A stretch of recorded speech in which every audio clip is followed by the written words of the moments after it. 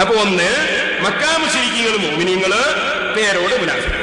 ഇനി നിങ്ങൾക്കൊരു രസം കേൾക്കാനുള്ളത്, പേരോടിന്റെ പ്രസംഗത്തിൽ പേരോട് പറഞ്ഞു നിങ്ങൾ അങ്ങനെ ഒന്നും വിടൂല. ആരോട്?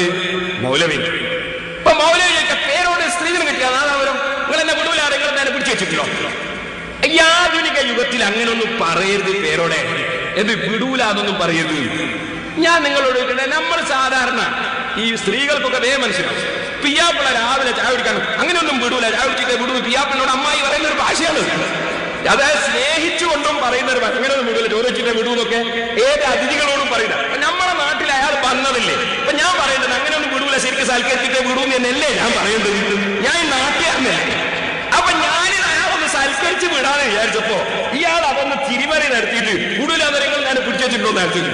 എന്നാ നിങ്ങൾ ആദ്യം അതൊന്ന് കേൾക്കുക. എന്നിട്ട് അയാള് എന്നോട് പറയുന്നത് വിടൂലാന്ന് അതും കൂടി കേൾക്കണം. അപ്പോഴാ റെഡിയാകുക. രണ്ടും കൂടിയാ കേൾപ്പിച്ചിട്ട് ആദ്യം എന്നോട് പറഞ്ഞു കേൾക്കുക, പിന്നെ അയാൾ പറഞ്ഞു കേൾക്കുക. വെക്കുപോലെ തുടങ്ങിയാണ് ഇവിടെ ഗണ്ണം പേടിപ്പിക്ക.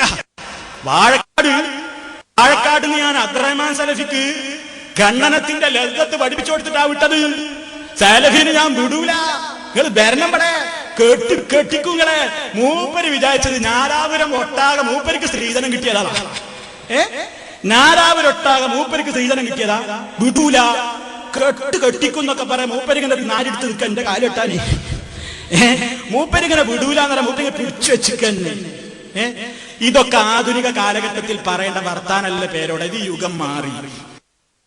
ഇനി നിങ്ങൾ കേട്ടോളെ, അയാൾ പറയുന്നത് നിങ്ങൾ കേട്ടോളെ.